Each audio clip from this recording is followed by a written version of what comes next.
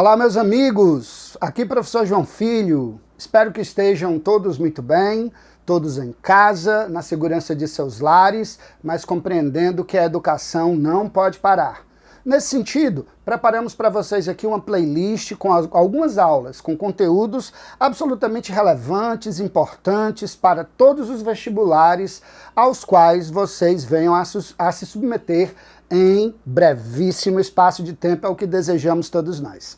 Hoje vamos conversar sobre figuras de linguagem. Mas, professor, o que é que são as figuras de linguagem?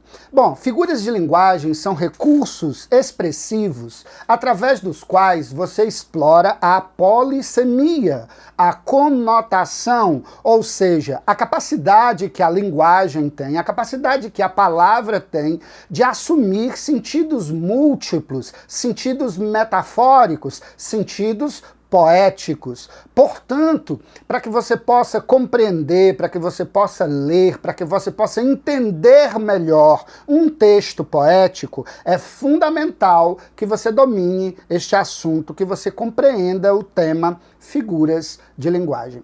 Para ilustrar um pouco essa questão e esse raciocínio, eu trouxe aqui para vocês um poema. Observe que eu tenho aqui o livro Estrela da Vida Inteira, de Manuel Bandeira, grande poeta pernambucano, e num de seus poemas ele fala da morte. Mas vamos ver como ele fala da morte. Quando a indesejada da gente chegar, não sei se dura ou caroável, talvez eu tenha medo, talvez sorria ou diga: alô, iniludível, se o meu dia foi bom, pode a noite descer, a noite com seus sortilégios, e encontrará lavrado o campo, a casa limpa, a mesa posta, com cada coisa em seu lugar. Observe, primeiro ele utiliza a figura da personificação e do eufemismo, quando a indesejada da gente chegar. Ele personificou a morte ao mesmo tempo em que suavizou, utilizando para isso a personificação, utilizando para isso o eufemismo. Não sei se dura ou caroável, como é que ela vem. A ideia dos opostos, né? A antítese, se o meu dia foi bom, pode a noite descer. Observe que dia e noite são metáforas para a vida e para a morte. Olha aqui o alô iniludível, que é uma apóstrofe, também figura de linguagem, que consiste no vocativo, na invocação, e esse final com um anticlímax, com uma gradação regressiva. Observe, encontrará lavrado o campo, no campo lavrado a casa limpa, na casa limpa a mesa posta, e na mesa posta cada coisa em seu lugar. Portanto, nós temos aqui um exemplo maravilhoso de como a utilização das figuras de linguagem torna o texto poético, torna o texto bem mais expressivo, ok? Eu preparei aqui pra gente uma lista com as principais figuras de linguagem. Vamos refletir um pouco sobre elas e vamos refletir um pouco sobre o seu uso. Vamos dar uma olhadinha aqui? Bom, começamos com a figura do pleonasmo. Mas, professor, pleonasmo é uma figura de linguagem? Bom, depende. O pleonasmo, ele é o emprego redundante de uma ideia. Mas o pleonasmo, ele tanto pode ser uma figura de linguagem, como pode ser um vício de linguagem. Professor, quando é que o pleonasmo é uma figura de linguagem? Quando essa repetição, quando essa redundância, ela tem um certo sentido expressivo, ela tem um certo sentido poético, enfático para o texto. Observe o exemplo. O livro, deixei-o sobre a mesa. Isso se chama objeto direto pleonástico. É o objeto direto que aparece na forma substantiva livro e na forma pronominal o. Então isso é um pleonasmo, só que é um pleonasmo aceitável. Portanto, não é um vício, é uma figura de linguagem. Quando eu digo comi comida, pleonasmo vicioso, redundante. Mas se você especifica o tipo de comida que você comeu, comi comida caseira, aí você já não tem mais a redundância empobrecedora. Entende? Dancei uma dança folclórica, dormi o sono dos deuses. Esse tipo de construção é um pleonasmo aceitável, é, portanto, uma figura de linguagem. Agora, quando é que o pleonasmo é um vício de linguagem? Quando a redundância é absolutamente desnecessária. Observe o exemplo. Eu nasci há 10 mil anos atrás. Se eu utilizo o verbo haver, indicando tempo decorrido, obviamente que foi atrás. Então, esse atrás se torna pleonástico, mas o pleonasmo não figura de linguagem. O pleonasmo, vício de linguagem. Ok? Então, cuidado, porque o pleonasmo transita numa fronteira entre o que é o vício de linguagem e o que é a figura de linguagem. Beleza? Anáfora. A anáfora é uma figura de repetição. Ela consiste na repetição de palavras ou expressões no início de frases ou versos. Observe, o amor é fogo, que arde sem se ver, é ferida que dói e não se sente, é um contentamento descontente, é dor que desatina sem doer. Ou como o próprio Bandeira diz, vi uma estrela tão alta, vi uma estrela tão fria, vi uma estrela luzindo na minha vida vazia. Observe que isso é uma anáfora, repetição de palavras ou expressões no início de frases ou versos. Mas fique atento porque a anáfora também é o nome que se dá a um tipo de coesão referencial, a chamada coesão referencial anafórica, que é quando você utiliza lá na frente um termo, geralmente em forma pronominal, que retoma um outro termo já anteriormente mencionado. Então, se eu digo, Maria é muito dedicada, ponto. Ela estuda muito. Observe que esse ela retoma Maria, que já foi mencionado, sendo, por exemplo, também uma anáfora. Só que esse tipo de anáfora aí é a coesão referencial anafórica. Não confunda com a anáfora, figura de linguagem, que consiste na repetição de palavras ou expressões no início de frases ou de versos. Beleza? Seguindo aí, nós temos a aliteração. A aliteração é uma repetição de fonemas consonantais semelhantes. Mas calma aí, professor, toda repetição de fonemas consonantais semelhantes é uma aliteração? Não. É preciso que haja uma expressividade, é preciso que haja um efeito sugestivo. Observe que no exemplo, vida, vento, vela, leva-me daqui, eu estou repetindo o fonema consonantal V para sugerir o barulho do vento. Entende? Então há uma expressividade. Porque você pode ter uma repetição de fonemas consonantais semelhantes e isso ser uma mera repetição fonética. Portanto, não há uma expressividade, não há um sentido poético para essa construção. Compreende? Observe essa letra de Caetano. Ela se chama Chuva, Suor e Cerveja. E diz assim: não se esqueça de mim, não se perca de mim, não desapareça. A chuva está caindo e quando a chuva começa, eu acabo de perder a cabeça. Não saia do meu lado, segure o pierrot molhado. E vamos embora ladeira abaixo, acho que a chuva ajuda a gente a se ver.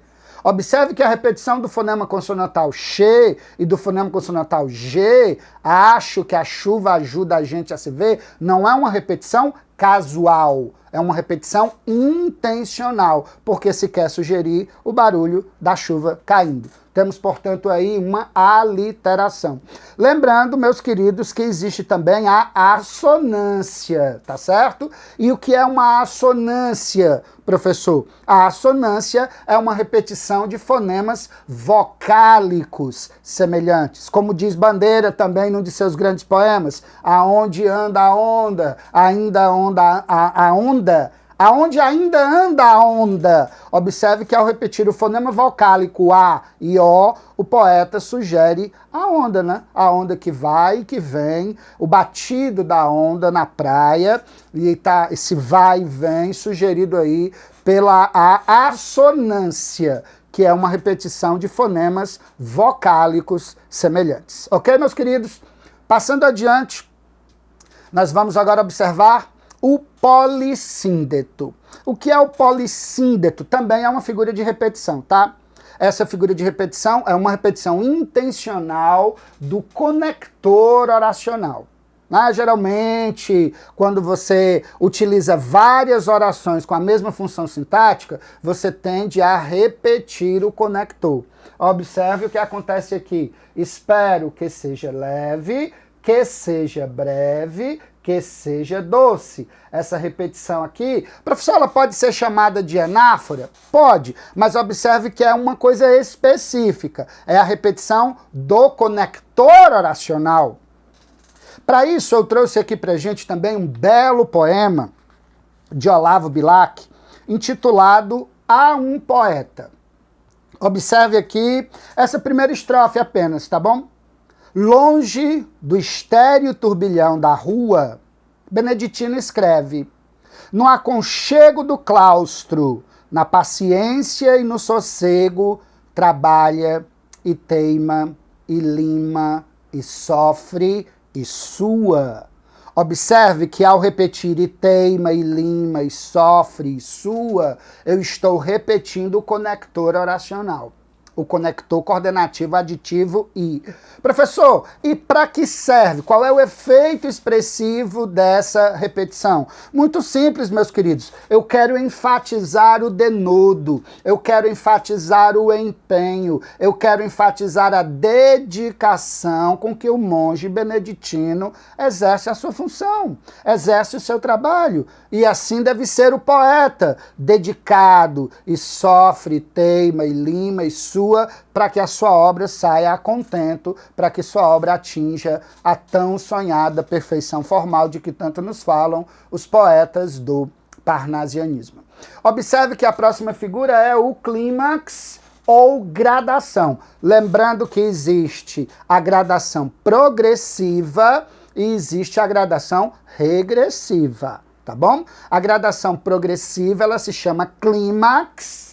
A gradação regressiva, ela se chama anticlímax. Então, se eu digo que ele andou, correu e voou, observe a progressão, a gradação progressiva, é o clímax. Agora, se eu digo ele voou, correu, andou, sentou, eu tenho a gradação regressiva ou anticlímax, ok? Foi o poema do Bandeira, a consoada, lembra? O anticlímax ou a gradação regressiva, quando a morte vier do alto e de longe, ela vai encontrar o campo lavrado. No campo lavrado, a casa limpa, a mesa posta, com cada coisa em seu lugar. Então, atente para o fato de que existe a gradação progressiva, a gradação regressiva. A gradação progressiva se chama clímax, a gradação regressiva se chama anticlímax, ok? Atenção para essa figura de linguagem, viu, galera? Uma figura muito interessante chamada de quiasmo. O que é o quiasmo, professor? É uma repetição cruzada de palavras ou de expressões. Verde, cana, cana verde, né? Mar azul, azul mar.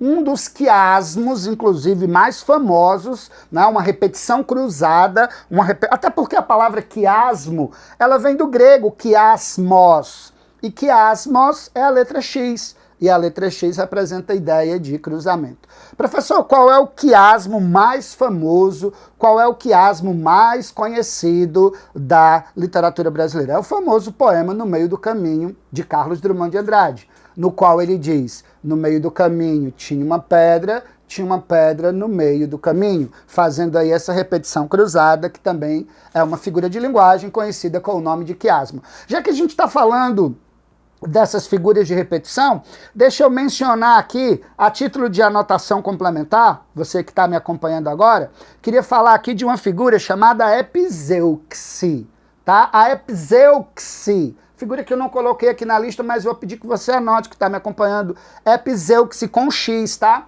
Muita gente pronuncia epizeuse, epizeuxe, mas esse X aí, de acordo com o dicionário, tem som de KS, epizeuxe, e é uma repetição continuada de palavras. Selecionei aqui, no Cancioneiro, de Vinícius de Moraes, um ótimo exemplo do que seria uma epizeuxe. Olha só, ó, o homem que diz dou não dá, porque quem dá mesmo não diz. O homem que diz vou não vai, porque quando foi já não quis. O homem que diz sou não é, porque quem é mesmo é não sou. O homem que diz estou não está, porque ninguém está quando quer. Coitado do homem que cai no canto de ossanha traidor. Coitado do homem que vai atrás de mandinga de amor. Vai, vai, vai, vai, não vou. Vai, vai, vai, vai, não vou. Vai, vai, vai, vai, não vou. Vai, vai, vai, vai, não vou, que eu não sou ninguém de ir em conversa de esquecer a tristeza de um amor que passou. Não, eu só vou se for pra ver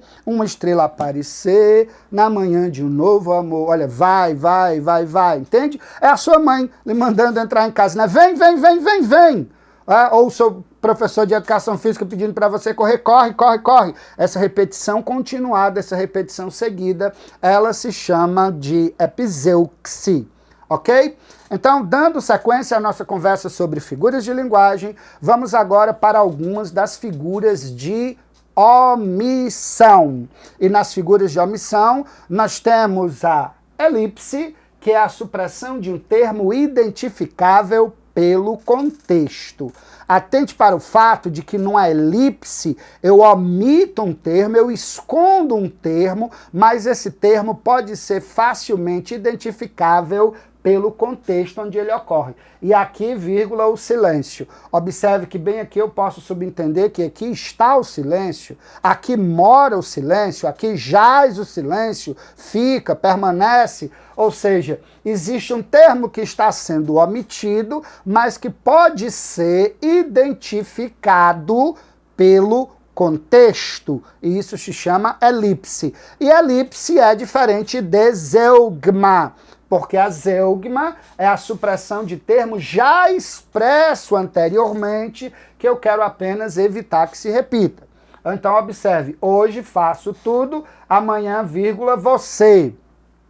Hoje faço tudo, amanhã você fará tudo. Não é isso? Imagine que hoje vou ao cinema, amanhã você. Hoje vou ao cinema, amanhã você vai ao cinema. Canção linda do meu conterrâneo cearense Belchior. Ainda somos os mesmos e vivemos como nossos pais. Professor, cadê a zeugma? É o verbo viver, que apareceria lá na frente, mas como ele já apareceu aqui atrás, eu vou evitar repeti-lo. Ainda somos os mesmos e vivemos como nossos pais vivem. Ainda somos os mesmos e vivemos como nossos pais viveram ou viviam. Eu estou omitindo um verbo que já foi anteriormente mencionado. Isso se chama zeugma. Ok? Aí nós vamos para o hipérbato. Professor, o que é um hipérbato? Atente para o seguinte fato. Na língua portuguesa nós temos o que nós chamamos de ordem direta. Professor, o que é a ordem direta? É quando você produz um enunciado, é quando você produz um pensamento utilizando um sujeito, um verbo, um complemento e um adjunto adverbial. João comeu o bolo esta manhã. Sujeito, verbo, complemento e adjunto. Agora, se eu quiser pegar esse adjunto adverbial e trazer para o começo da frase, esta manhã, vírgula, João comeu o bolo. Ou intercalando entre sujeito e o predicado, João, vírgula, esta manhã, vírgula, comeu o bolo. Aí eu tenho uma inversão da ordem dos termos do enunciado. E essa inversão, ela se chama hipérbato, né? Atente para o fato de que, algumas vezes, o deslocamento na posição das palavras, o deslocamento na posição dos termos da frase, pode gerar uma dificuldade de compreensão, uma dificuldade de entendimento daquilo que se quer dizer. E quando isso ocorre, não há uma compreensão em virtude do excessivo embaralhamento das palavras, aí eu já não tenho mais um hipérbato, tá? Eu tenho uma síntese. Professor, o que é uma síntese? A síntese é o hipérbato mal sucedido. Ou seja, devido ao enorme embaralhamento das palavras, eu tornei o enunciado difícil de ser compreendido, difícil de ser entendido. Portanto, aí nós temos o hipérbato. Um exemplo clássico de hipérbato na nossa língua portuguesa é a letra do hino nacional brasileiro, né, que diz: ouviram do Ipiranga as margens plácidas de um povo heróico, brado retumbante. Vamos colocar na ordem direta. Ficaria como? As margens plácidas do Ipiranga ouviram o brado retumbante de um povo heróico.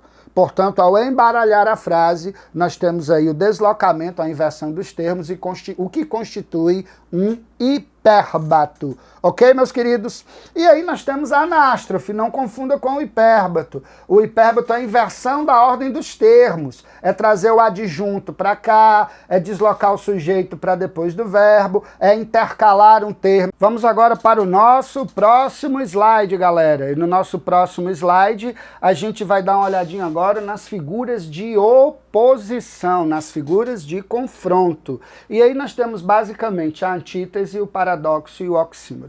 Via de regra, a gente aprendeu que a antítese é uma oposição de palavras, certo? E que o paradoxo é uma oposição de ideias. Essa dica, ela funciona em alguns casos, mas eu prefiro dizer para vocês o seguinte.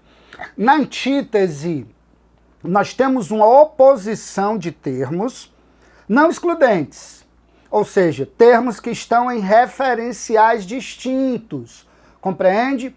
Então, se eu digo assim, ó, em minha alma mora o bem, em sua alma mora o mal. Observe que os elementos da oposição estão em referentes distintos, o que constitui uma antítese, certo? Se eu digo, veja bem, nasce o sol e não dura mais que um dia, depois da luz se segue a noite escura, em tristes sombras morre a formosura, em contínuas tristezas a alegria, num belo poema de Gregório de Matos Guerra. Então o que é que nós temos aqui? Uma oposição de elementos que não se excluem, porque são sucessivos. Depois da luz se segue a noite escura. Eles não estão no mesmo referente, portanto, não são opostos excludentes. Já no paradoxo, eu tenho oposição de termos no mesmo referente. Então, se eu digo que em minha alma há o bem e o mal, esses termos são excludentes. Quando o mal se manifesta, o bem se cala e vice-versa. Isso constitui o paradoxo. Lembra daquele famoso poema do poeta Luiz Vaz de Camões?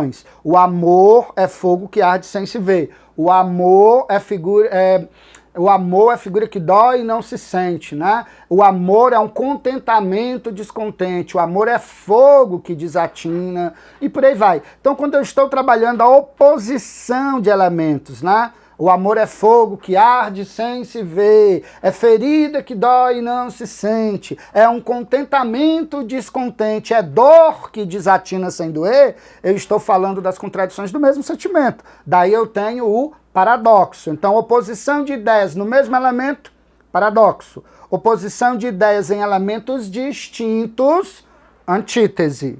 Tá bom? Então, se eu digo que na minha alma há o bem, na sua alma há o mal, antítese. Se eu digo que em minha alma moram o bem e o mal, paradoxo. Beleza?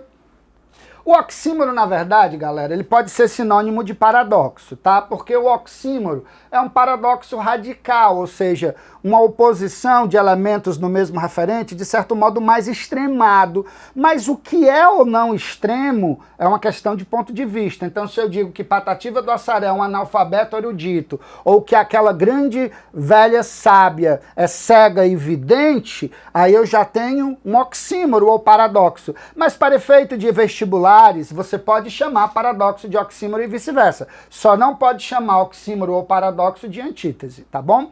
Na antítese, os opostos estão em referentes distintos. No paradoxo, os opostos estão no mesmo referente, na mesma ideia. E o oxímoro é o paradoxo radical, beleza?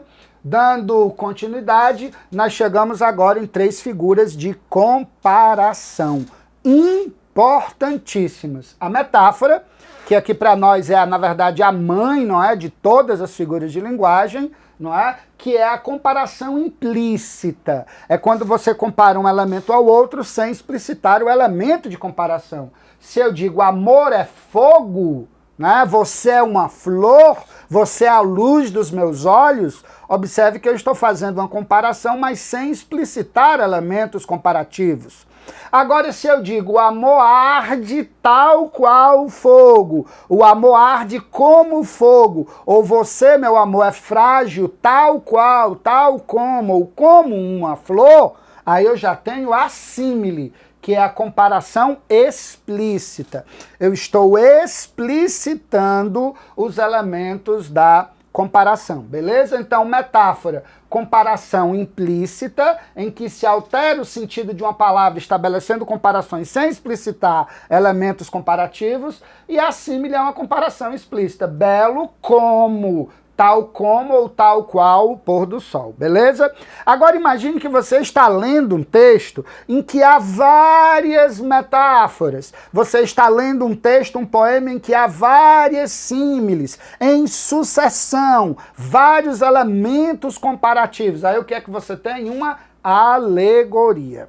Professor, mas o que é uma alegoria? Uma alegoria é uma sucessão de metáforas, ok? Uma alegoria são várias metáforas juntas, uma alegoria são várias metáforas justapostas, ok? Lembra da alegoria da caverna de Platão, né? O homem nasce na entrada de uma caverna, olhando para o fundo daquela caverna. No fundo da caverna há uma fogueira, essa fogueira projeta uma luz no teto, há um grande pano branco, e por trás desse pano branco, titereiros, ou manipuladores de marionetes, representando em bonecos, em marionetes humanas, cenas do cotidiano. E como a gente só viu a nossa vida toda aquilo ali, a gente acha que aquilo é a realidade, mas aquilo é só a aparência, o simulacro, né, da realidade. Portanto, cabe ao filósofo e à filosofia nos virar da entrada dessa caverna para que a gente possa ver o que está fora dela, que é a luz, que Platão chamou de essência de todas as coisas. E as sombras que nós vemos no fundo da caverna são apenas espectros, simulacros da realidade. Isso constitui, portanto, a figura da alegoria. Beleza, meus queridos? Apóstrofe. Bom, apóstrofe é um vocativo, né? Apóstrofe é uma invocação, apóstrofe é um chamamento, né? Ó, e agora, José? Vem, Maria! Céus e terra estão cantando, celebrando o seu louvor. Neste dia, ó Maria, nós te damos nosso amor. O que nós chamamos sintaticamente de vocativo, nós chamamos estilisticamente de apóstrofe. Mas a ideia é a mesma. É um chamamento, é uma invocação. Beleza? Onomatopeia, imitação de sons. A onomatopeia é um recurso de extremo valor, porque a onomatopeia, ela produz a trilha sonora das histórias em quadrinhos, a onomatopeia está presente na nossa música para imitar efeitos percussivos. Eu quero tchu, eu quero tchá, eu quero tchu, tchá, tchá, tchuki, tchuki, tchá, né? Ou cores do mar, festa do sol, vida é fazer todo sonho brilhar, ser feliz no teu colo dormir e depois acordar, sendo teu colorido brinquedo de papel machê. Ai, ai, ai, ai. Essa coisa de brincar com a imitação de sons, essa coisa de reproduzir através da linguagem falada, imitando os sons. O tic-tac do relógio, o zigue-zague, o zum-zum-zum, o zumbizar do besouro, né? E algumas expressões acabam se tornando quase que poéticas, né? O pracatibum, o ziriguidum, o teleco-teco, são imitações sonoras que acabam criando um processo de enriquecimento léxico. A onomatopeia contribui para a expansão do vocabulário da língua, beleza? Vamos aqui para a personificação. Personificação, antropomorfização, não é? Ou simplesmente dar características humanas para quem não é humano. A atribuição de faculdades humanas. As paredes têm ouvidos, né? Eu estou personificando. Quando Bandeira diz que a morte é a indesejada das gentes, ou quando os franceses dizem que a morte é la belle dame sans merci, a bela dama sem perdão, aí uma personificação. Ok? Ou projeção, atribuição de características humanas para quem não é humano. E aí nós terminamos esse nosso primeiro vídeo, nós terminamos a nossa primeira parte desta conversa falando da sinestesia, que é a metáfora sensitiva ou a mistura das sensações. Sim, ao mesmo tempo, estesis, sensação. É quando você mistura percepção do paladar com a percepção do tato, a percepção auditiva com a percepção olfativa, e assim por diante. Incensos vagos que recordam hinos. Observe que hino é um estímulo auditivo, incenso é um estímulo olfativo. Eu estou misturando olfato com audição, eu tenho aí, portanto, a sinestesia, e vale lembrar, meu caro aluno que está me acompanhando agora, que a sinestesia foi uma das figuras de linguagem mais utilizadas, mais recorrentes, mais presentes na tal da poesia simbolista. Beleza? Então terminamos aqui a nossa primeira parte. Fica ligado, já acompanha o próximo vídeo, que no vídeo 2 dessa sequência nós vamos continuar falando sobre figuras de linguagem, esse importantíssimo assunto para todos os vestibulares aos quais vocês venham a se submeter. Fortíssimo abraço e nos encontramos já já para o nosso próximo vídeo, beleza? Abração!